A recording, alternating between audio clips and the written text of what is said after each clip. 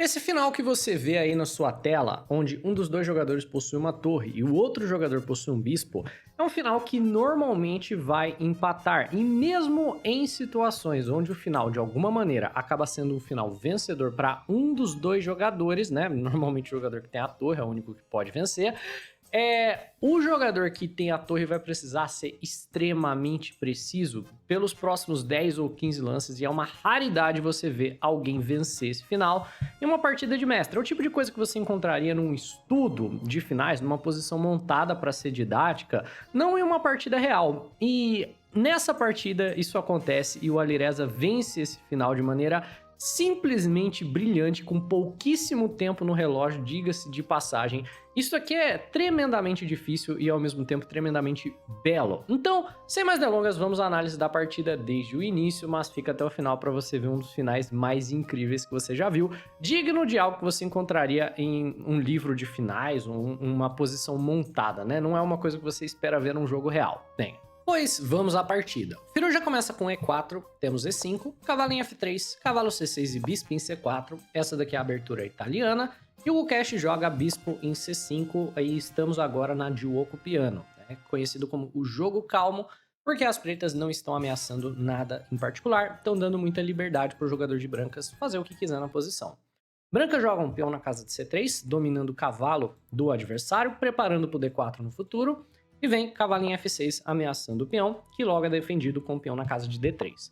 Vem peão em A6 por parte do Gukesh, priorizando manter o bispo, né, numa situação onde as brancas vão naturalmente expandir aqui na ala da dama. E bispo em G5 é jogado por parte do Firouzja, que é uma escolha muito pouco popular, já que a gente não tem nenhuma maneira de você de fato explorar essa cravada sem ter um cavalo na casa de C3 vindo para a casa de D5. Bispo em G5 é bem diferente do que a gente normalmente tem, mas mostra que provavelmente o Firu já tá querendo um jogo tirando o Gukesh de preparação, e pode ter certeza que o Gukesh vai utilizar dessa oportunidade para jogar da maneira mais criativa possível.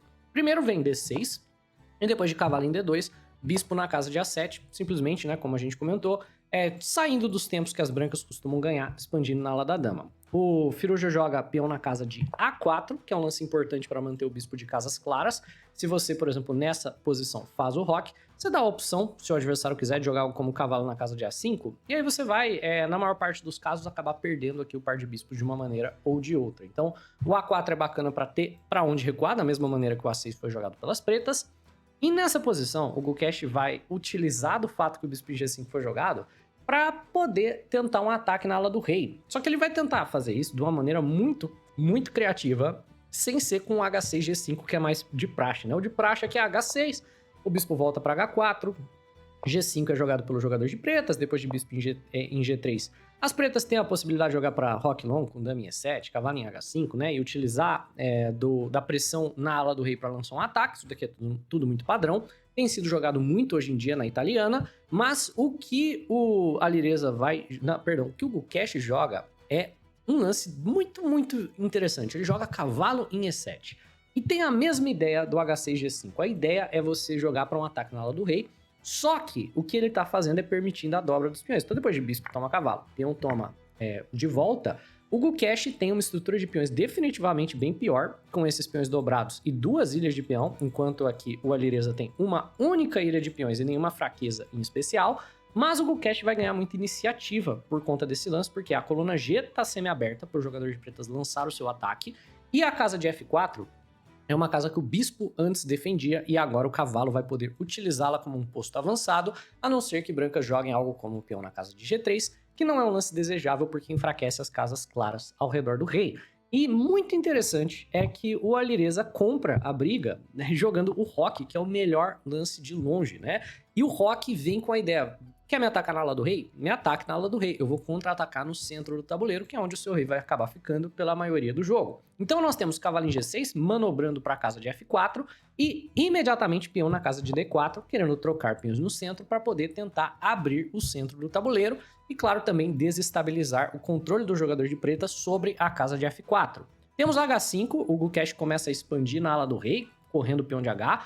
Planos para as pretas incluem, por exemplo, bispo na casa de G4, cavalo em F4, torre G8, tudo isso.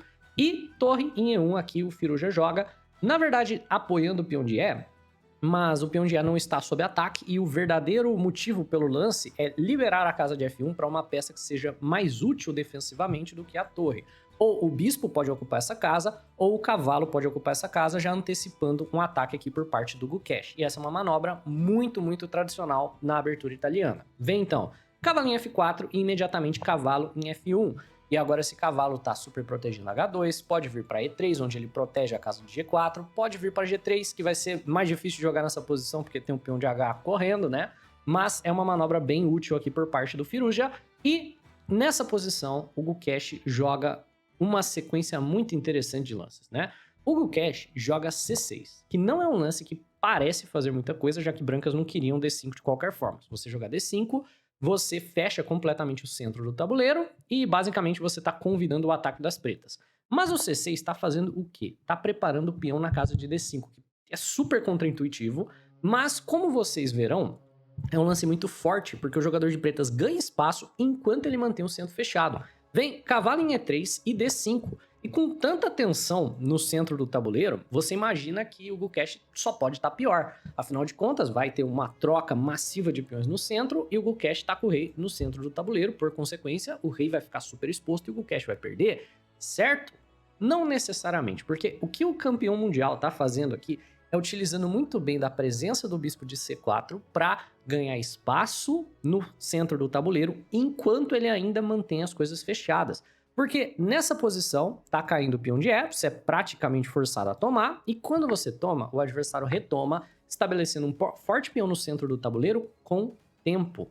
E esse tempo importa muito, porque depois do bispo voltar para a casa de F1, E4 vai ser jogado e o centro se mantém fechado, enquanto, né, a situação aqui por parte do Firouzja vai começando a ficar mais difícil de jogar, com esse avanço ganhando espaço e tirando seu cavalo daqui. Firouzja joga o cavalo para a casa de H4 e antecipando que o Firouzja ia querer romper no centro do tabuleiro, o Gukesh joga bispo na casa de E6, dificultando o lance peão na casa de C4, e o Firouzja joga de qualquer forma, né? Vem peão na casa de C4, na prática um sacrifício de peão, já que caso as pretas tomem, né, vai cair o peão de D no futuro, você não vai jogar, por exemplo, sei lá, bispo toma C4, ou cavalo toma C4 de maneira imediata, senão as pretas vão simplesmente solidificar por aqui, depois vão catar o seu peão, tá tudo certo aqui para o jogador de pretas. A ideia do Firouzja é, se pretas tomarem, na verdade jogar cavalo na casa de F5, certo? Que é um lance bem curioso, defendendo o peão de D, né? E depois, né, o Firouzja vai atrás aqui das peças das pretas, né? Atrás dos peões do jogador de pretas, com ideias. Dama C2, tá abrindo a coluna E também pro ataque da torre, agora que o peão não defende mais o peão de E. O peão de E tá caindo.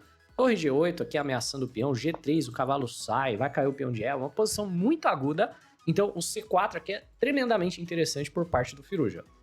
E nessa posição, o Gukesh tem muitas maneiras de jogar. Capturar o peão definitivamente não é uma boa escolha, mas a escolha que ele faz também não é das melhores. Vendo que vai abrir aqui a coluna E, ou pelo menos que a pressão na coluna E vai ser real, o Gukesh joga rei na casa de F8, onde parece que ele está mais seguro, mas na verdade ele não está, porque essa diagonal é relativamente tranquila de explorar. Então vem dama em B3 por parte do Firouzja, com tempo no peão de B, e dama em D7 defendendo. E, de maneira imediata, o Gukesh vai ter a insegurança do seu rei explorada, e porque aqui o centro se abriu, peão toma, cavalo toma, então a posição tá uma posição de centro aberto, o Gukesh ainda tem as fraquezas dos peões dobrados, o ataque não deu certo e o rei tá relativamente exposto. Firouzja joga assim um jogo excepcional para explorar essas fraquezas. Primeiro com o bispo em C4, ameaçando ganhar o cavalo. Nessa posição, se você tomar o cavalo da casa de E3, você só vai estar solidificando o centro do jogador de brancas.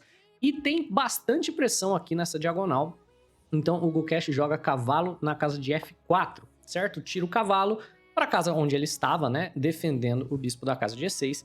E nós temos dama em A3 aqui por parte do Alireza atacando o rei. Nessa posição, você basicamente não tem nenhuma boa escolha.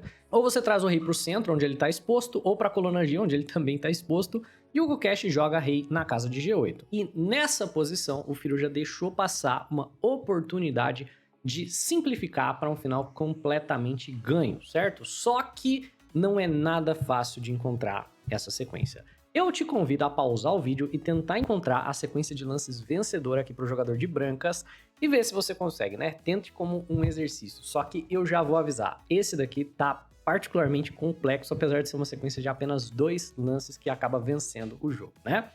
Pausou! Eu espero que você tenha sido capaz de ver que nessa posição o filho já poderia jogar bispo toma bispo e depois de peão toma. Ele tem como movimentar esse cavalo daqui com uma ameaça dupla. A ameaça seria tanto dama G3 cheque ganhando o cavalo, como torre por peão da casa de E4.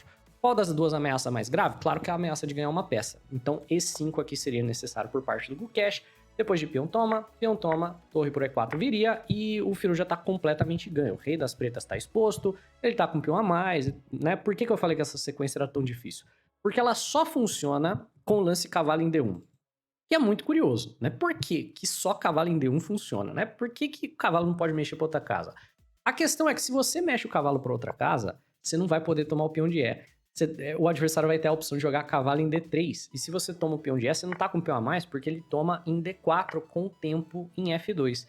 Então é muito importante que você fique de olho na casa de F2. E aqui nessa oportunidade você não pode tomar o cavalo, senão o bispo por F2 e vai cair a sua dama. Agora, olha que interessante que fica com o cavalo em D1, né? Se você jogar cavalo em D1 e ele tentar a mesma coisa, cavalo em D3, torre por E4, bispo por D4 e dama toma cavalo, bispo por F2 não funciona, porque o cavalo sai defendendo a dama. Então, era uma posição com uma profundidade inesperada, certo? É muito complexa aqui a táticazinha que funcionava, mas o cavalo em D1 não foi encontrado, nem o bispo toma bispo. Na partida, o que o Firu já viu era a possibilidade do dama G3. Então ele joga cavalo em F5 direto, sacrificando o bispo na casa de C4 para poder jogar dama na casa de G3 e atacar o rei, talvez até com uma ameaça de checkmate, certo? E nessa posição, o Gukesh não defende da maneira adequada. Ele joga o lance bispo na casa de B7, e esse lance também vai acabar perdendo o peão de E, certo? No longo prazo. Por que que perde? Porque a torre não vai poder vir para a casa de E4 depois da sequência do Alireza. Ele deveria ter jogado o lance aqui, ó, bispo toma cavalo na casa de F5, permitindo dama em G3 e depois devolvendo esse cavalo. Ele pegou um cavalo de graça aqui, pode só devolver ao material e ele tem como defender o peão da casa de E4 jogando torre em E8, e essa não seria uma possibilidade na outra linha. Você fala, nossa, mas tá caindo igual, né? Tá caindo E4, tá caindo F6, mas o bispo também tá ameaçando recuperar o material na casa de D4, certo? Na partida mesmo foi bispo em B8, a gente teve dama G3, cavalo em G6, bispo toma bispo, dama toma e dama em E3, ameaçando o peão, que é impossível de defender porque não tem torre em E8 nessa linha. Vem então bispo em A7, ameaçando o peão, botando um pouco de pressão, dama por E4 ganhando o peão, cavalo por cavalo e antes de tomar de volta na casa de H4, Firu joga cavalo cheque apenas para incomodar. Em G7, dama toma cavalo e dama em G4, trocando damas aqui, para um final onde o Firu já tem um peão a mais, que é esse peão de D passado na posição. Vem torre em E4 por parte do Firuja, ameaçando o peão de G. Rei na casa de F8, não deixando você tomar sem que o cavalo caia. Então, torre em E1, né, ameaçando novamente o peão. E torre na casa de D8, falando, vai em frente, vamos trocar o peão de G pelo peão de D. E é justamente o que acontece. Torre por G4, bispo por D4. E nessa posição, né, muito curioso, o Alireza Firuja joga o lance mais preciso, né, que não é defender o seu peão de B. Não é jogar, por exemplo, peão na casa de B3 e acabar levando aqui alguns ataques por conta do cavalo que está meio pressionado, com bispo em C3, por exemplo, né? E nessa situação você não consegue se manter tanto defendendo mates de última fileira, como defendendo o cavalo e, na verdade, você vai perder. Firu já joga cavalo em F5, que é muito mais preciso, mantendo o rei do adversário em uma situação desesperadora, com pouquíssimas casas, e entregando o peão extra que ele tinha por atividade das torres. Com certeza que ele vai recuperar o material por conta da passividade das peças do jogador de pretas. Vem bispo por B2, torre em E4, então essa torre não pode se movimentar sem ameaça de checkmate. Bispo em C3 ameaçando a torre e torre em B1 pressionando o peão, mas meio que não pressionando ao mesmo tempo, porque tem pressão na última fileira, né? Então vem B5, A por B5, A por B5, H4 para poder eliminar a ameaça de mate. Agora ele tá ameaçando pegar o peão, mas o Gukesh joga peão na casa de B4 e basicamente o Gukesh tem uma estrutura de peões muito pior, porque todos os peões do Alireza estão se defendendo aqui numa única ilha, os do Gukesh estão dobrados, isolados. Mas o Gukesh tem esse peão passado e não é tão claro como que o Firuja vai se livrar dele, e por isso ele tá bem confiante que vai segurar um empate. Então depois do G4 aqui do Firuja, o Gukesh joga rei na casa de G8 para poder conectar torres, talvez na casa de H7, vem torre infiltrando na sétima para não deixar essa ideia acontecer, e o Gukesh joga de maneira muito incisiva com torre D5 para sacrificar a qualidade. A ideia dele é, eu vou arregaçar sua estrutura de peões, mesmo que você tenha uma qualidade a menos, torre contra bispo é empate. Com esse peão passado vai ser empate, né? Então o Gukesh está muito confiante que a posição vai empatar depois dele sacrificar a qualidade. Rei G2, ele sacrifica a qualidade, como a gente comentou, e o Firuja nessa posição, após o sacrifício de qualidade do Gukesh, decide trocar torres aqui, forçando, né, com torre em E8 cheque, Rei G7 e torre por torre na casa de H8.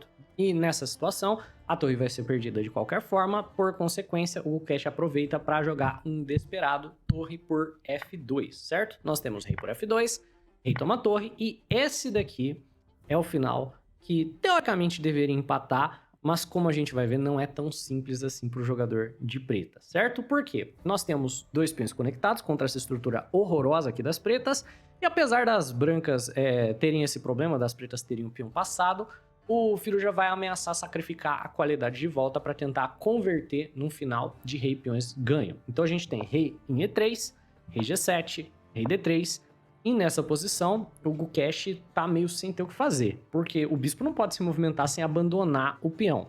E lances de rei não vão progredir tanto a posição, né? Nesse caso, por exemplo, ele tá ameaçando algo como F5, a gente poderia parar a ameaça dele de F5, trazer o rei, levantar a torre e ficar ameaçando sacrificar a qualidade para um final de rei e peão ganham. Só que o Gukesh sacrifica direto o peão, certo? Basicamente falando, olha, eu vou separar os seus peões, você não vai ter como fazer progresso, porque esses peões dobrados aqui seriam um problema de qualquer forma. Então vem G por F5, rei em H6, e agora o Firuja vai defender os seus peões. Rei E3, rei H5, rei F4. Claro, você não pode tomar o peão, senão vai levar a torre em H1 checkmate, rei H6, rei G4, rei G7, H5, rei H6, e nessa posição, um lance muito bacana por parte do Alireza, F6, sacrificando o peão, né, para poder entrar na casa de F5, e o adversário nunca vai poder tomar o peão de H, sem levar checkmate, e ele elimina a possibilidade aqui desse peão ser um problema. Tá trocando peões aqui de maneira muito bacana. Bispo toma F6 é um empate teórico. A gente tem torre por B4. Bispo em G5 é o lance perdedor aqui por parte do Gukesh. Acredite ou não, né? Isso aqui é uma posição de empate teórico. Se o Gukesh joga, por exemplo, talvez bispo em C3, talvez, por exemplo, bispo na casa de E5, bispo na casa de A1, a posição empata.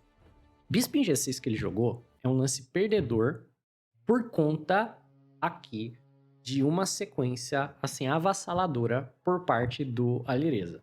Eu te convido, coloca essa posição no Stockfish e tenta ganhar. Você provavelmente não vai conseguir ganhar. É uma posição muito, muito difícil de ganhar. E se você tá pensando que a ideia é tipo torre B5 tentando ganhar o bispo, não é. Torre B7, o Alireza ganha um pouco de tempo no peão. F6 e torre em F7. Novamente, o importante para ganhar essa posição são esses ganhos de tempo, porque aqui, agora, o Gukesh está em Zugzwang. Ele precisa mover alguma coisa. Se movimentar o bispo, cai o peão. E o rei não pode se movimentar. Então, bispo em D2, o Alireza ganha esse peão com cheque em G7. Beleza. Ainda assim, torre D6, o peão nunca pode avançar sem ser perdido. As brancas não têm como fazer progresso na posição. Isso é se tentarem manter o peão. Mas aí vem bispo C1, rei F5, bispo em E3, torre cheque, rei H7. E nessa posição, o Firuja identifica que a ideia vencedora, a única ideia vencedora para o jogador de brancas é simplificar a posição para um final onde a torre domina o bispo e a passividade do rei adversário vai permitir ameaças de checkmate. H6, beleza. Bispo toma peão aqui é lógico, né? É um lance super lógico, mas o Gukesh não joga. Por que ele não joga? Porque ele já tá calculando aqui as ideias do final. Então ele joga bispo C1. E o Firuja já força ele a capturar, joga torre G7, forçando o adversário a tomar. Até porque rei na casa de H8 perde muito mais fácil depois de rei G6. Então, rei toma H6. Parece completamente empatado. Como é que você ganha isso? Torre e bispo, né? Na posição apenas. Como que ganha? Você vai ver. Torre G6, rei H7. E nessa posição, a única maneira de você vencer, um único lance vencedor, é você ficar ameaçando o checkmate e forçar tanto o checkmate quanto o bispo. Você ameaçar os dois em um lance só. Então, rei F6, bispo em E3, rei F7. Ok. A ideia agora para o Alireza vencedora é: se o adversário jogar qualquer lance de bispo aqui nessa posição pela passividade do rei, se ele jogar qualquer lance de bispo aqui, por exemplo, bispo em F4, vai vir torre G4, ameaçando tanto o bispo quanto o checkmate. Aí você fala, não ameaça checkmate, tem bispo H6. Mas por exemplo aqui, torre H4, bispo H6, eu posso só passar a vez, vai ter que abandonar o bispo e levar mate, por exemplo. Mas o Gukesh sabe muito bem disso. Então, ao invés dele jogar esse lance horroroso, bispo na casa de F4, ou bispo em D2, ou bispo em C1, ou qualquer lance que permita, por exemplo, que a torre venha ameaçando o bispo e checkmate, o Gukesh joga bispo em A7. Não tem lance por parte aqui do Alireza que ameace tanto o bispo quanto o checkmate, né? Se você jogar um lance como torre G4, ele pode só jogar rei, por exemplo, na casa de H6, né? Caminhar na direção da torre, não é checkmate e o final empata. Então, o que o Alireza vai fazer? Vai perseguir esse bispo. Torre em A6, ameaça o bispo. Se o bispo for para essa casa, a gente crava ele a ameaça de checkmate. Se vier para essa casa, a gente crava ele a ameaça de checkmate. Então o bispo não pode nem ir para cá, nem para cá, nem para cá, nem para cá, nem para cá, porque em todas eles a gente tem um lance que crava o bispo a ameaça de checkmate ganhando ele. Então bispo em B8, beleza, vou ficar indo e voltando, nada disso, torre em B6, não vai ficar em B8. Novamente, se o bispo vai para qualquer uma dessas casas, perde o jogo na hora. Qualquer uma dessas perde na hora, certo? Bispo em C7, torre B7, o bispo está sendo ameaçado. Qualquer uma dessas casas vai perder na hora. Bispo em F4, torre B4. Ameaçando o bispo e cravando ele a uma ameaça de checkmate. Um último recurso por parte do Gukesh, bispo em G5. Esse é o último recurso. O Gukesh joga o lance que impede o checkmate. Mas agora o Alireza encontra o lance que vence o mais rápido possível. Torre em B1. Ameaçando o checkmate numa casa clara, né? Rei na casa de H6 não funciona porque o bispo tá na casa de G5, então o checkmate vai vir inevitável. Não tem o que fazer, bispo em H6 eu cravo, você vai ter que passar a vez e vai levar mate, e por consequência, depois do torre B1, o Gukesh abandona a partida. E o Alireza vence um final de livro, um final que você não vê em partida real de maneira linda, magnífica. É isso, pessoal, espero que vocês tenham curtido, espero que você tenha aprendido a vencer esse final. Se vencer, comenta aí embaixo. Se curtiu, deixa o like no vídeo, se inscreve no canal. Um abraço e até a próxima.